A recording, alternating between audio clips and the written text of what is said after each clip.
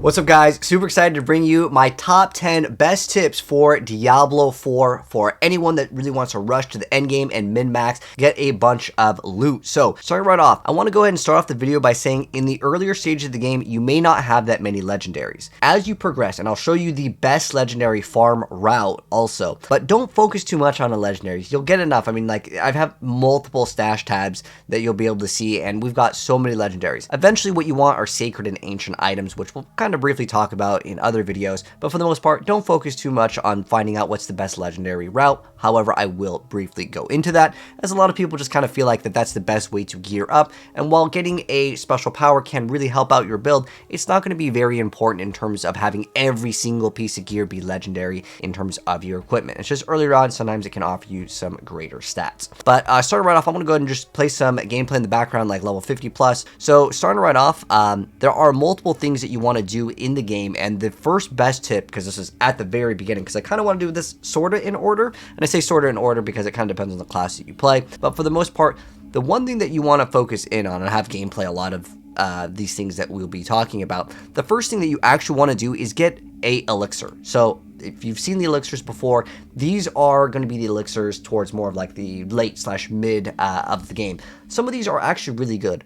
Earlier on, though, you want the Thorns potion. The Thorns one will give you a huge amount of Thorns damage in the very beginning to let you basically one-shot the enemies. And on top of that, all of them will give you bonus experience for the most part. The only thing that you want is the lower level one that gives you Thorns damage. Now, there's another stat boost that you can get by just consuming an item. It's called Incense. It doesn't really get activated till later. It's really only valuable if you happen to play in a party. Here is the incenses that are in the game. This is all like kind of brand new because, well, they didn't have this in the beta. So what does this do? It increases the stats of your main stat. So overall, what does this mean? What is 25 strength, dexterity, and willpower? So depending on the class that you play, you may want to get a different one. But in total, it will give you 10% increased damage if you happen to be playing in a full party. Now, there is another instance where it increases your armor by 200. If you're playing solo, get the one that increases your armor. It's going to be way better. Now, earlier stages, you may not need to keep this up 100% of the time if you're not in a full party, but it will give you a massive advantage if you have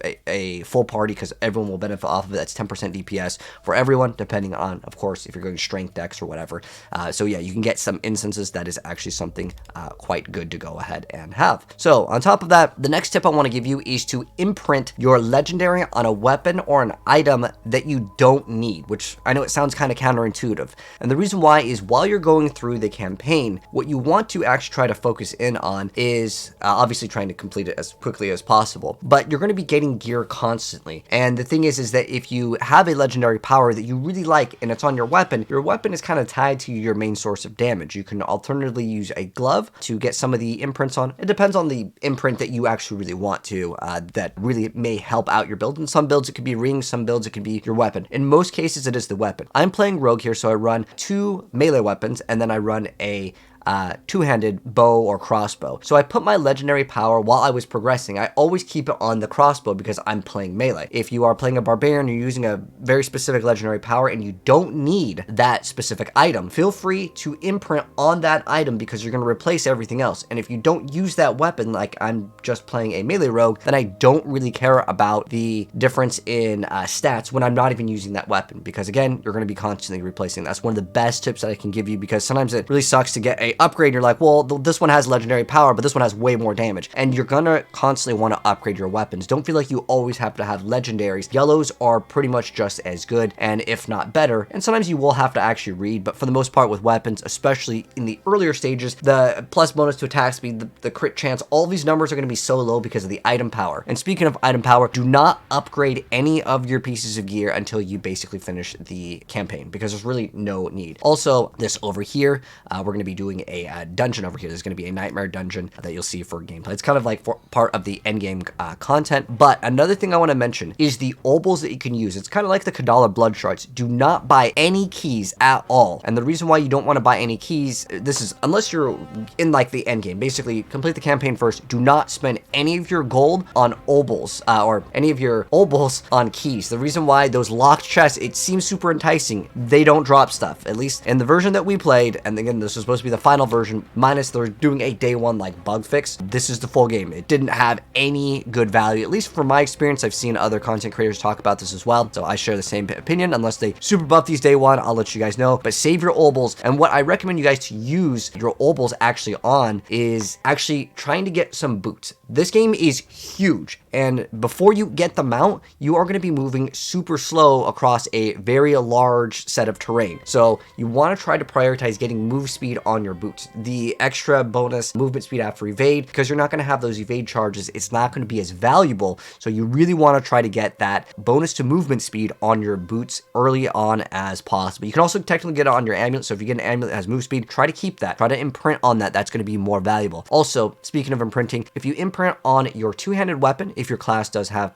the option to run it, it will give double the stats. It'll give a 50% bonus if you equip it on an amulet. So those are the things that you may want to imprint on if the powers is really valuable. Most of the time, it's like anywhere from a 20 to 30% like number increase, and doubling that, it still definitely helps, but it's mostly for the legendary power. Speaking of legendary powers, do not ever sell your legendaries if you want to min-max. Let me go ahead and show you guys an example of this. So extracting will actually give you more gold. You can see this item over here. It will give us, where is it? This is 34,000 and the other one's 34,000. So that's how much it sells for, right? Now, if I extract the aspect, okay, so I'm extracting it, and this is going to cost me 57,000 to extract. However, if I sell the extracted item, it will sell for 124,000. So basically, there's never a reason to sell your legendaries unless you're super rich and you have a bunch of gold. Speaking of being super rich with gold, one thing I do want to go ahead and mention with that is that you don't need to save your gold to respec for the most part. I remember there was an interview that actually was talking about like, well, you may want to roll another copy of Rogue if you wanted to play like a different barbarian. You would have to make a new character. You do not need to do that. It's really, really easy to respec for the most part. Like you can't respec like 1,000 times infinitely, but for the most part, you can respec on the fly relatively easy. So don't worry too much about that in terms of like hoarding your gold. But earlier on, I would also recommend do not spend any of your gold on buying any weapons. It's really not necessary at all. You'll get way more gold later, so it doesn't really matter too much if you're spending gold early on. But later on in the game, yeah, some of the vendor prices are just way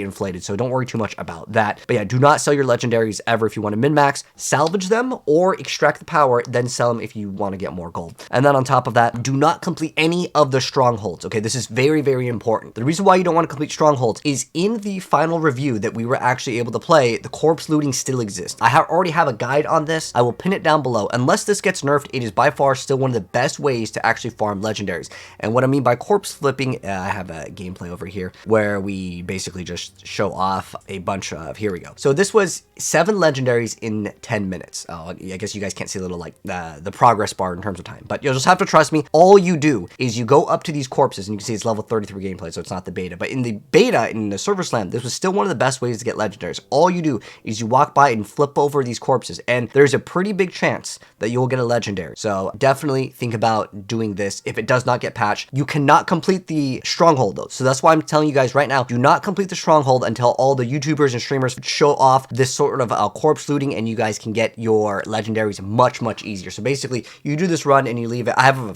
full dedicated video that already explains how this works, and it still does work in the final version of the game that we had access to. Another thing that I want to mention is to always grab the blue quest. Let's go to some like late game gameplay because this is kind of boring in terms of showing this off. Let's go to some Helltide over here.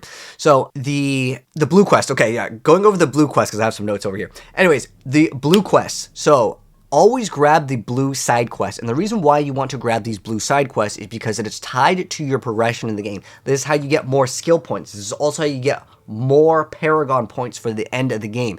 You want to do that over honestly doing the Grim Favors or any of the other forms of in-game content. Doing Nightmare Dungeons is going to be good, and I'll be making dedicated videos on these topics, but for the most part, you want to complete your Renown. That's going to give you extra skill points, and that's going to give you extra Paragon points, and that's going to be very valuable for you to get along the quest line. If you're doing like the main campaign, if you see any enemies or anything that drops that's in teal, you can also pick it up. It's part of a sort of a quest line, and sometimes you can drop it without getting the quest, but ideally get all of the quests that you can obtain. There is a max limit, and if you reach the max limit and a teal item drops, a teal item in the game is a quest item. Abandon any of your random other quests that you have, unless it's like a progression when you're like almost done with it. But for the most part, if you were almost done with it, you might as well have completed it on the way. Just redo it because you might not know what the name of it is. So just abandon a quest, and then that way you can pick up your item, because there are quest items that you cannot pick up if you have too many quests. That's just part of the game. So when you're doing the campaign, pick up all the blue quests. Sometimes while you're just doing the campaign, you can also complete the side quests, which again are the blue ones, because that will be part of your end game progression as well. And then on top of that, I already mentioned, do not upgrade your gear until you finish the campaign. It's kind of just not worth it, because you're going to be getting so many upgrades, and getting the item power really doesn't matter until you're looking at like world 2 or 3 for the most part, where